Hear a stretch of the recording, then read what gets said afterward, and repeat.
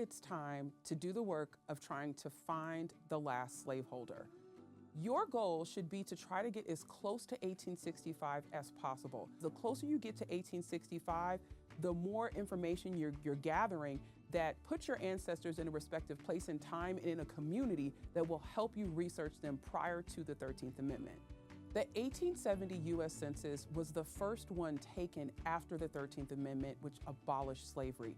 So it's within 5 years of that time period, and it is such an important record because it places our ancestors in close proximity time-wise to when they would have been enslaved. It's also the first census where the formerly enslaved and free people of color are all listed by name. When we're looking at the 1870, it's really important to look at the community your ancestors were in. Who are their neighbors? Who were the landowners? Who were people who had a sizable amount of personal and real estate who were living around them?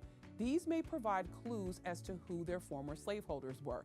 Don't get stuck on surnames, because your ancestors may have been enslaved by someone that they did not take that last slaveholder's surname. They could have taken a surname prior to that.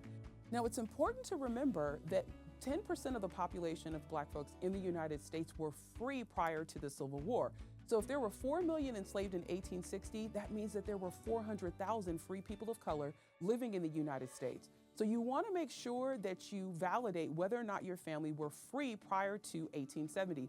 All you do is just a simple search in the 1860 and 1850 regular population schedules. And if you see their names and their racial designation noted, your ancestors were free.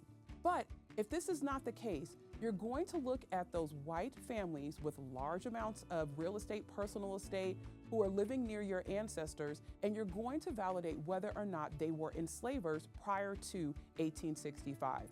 You can do this by looking at the slave schedules. These were kept at the county level. They're federal records, they're federal censuses, just like the population schedules, but they don't have the names of the formerly enslaved. There are a few exceptions, but that is not the rule. What you're looking at is how many enslaved folks they may have had, where they were. It's literally just a starting point.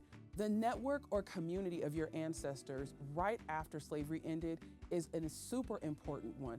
There are so many clues hiding within that 1870 census. And unless you're clicking in on that thumbnail and browsing those pages, not just the ones that your ancestors are on, but the ones before and the one after, you may be missing critical clues to help you nail down who their former slaveholder was.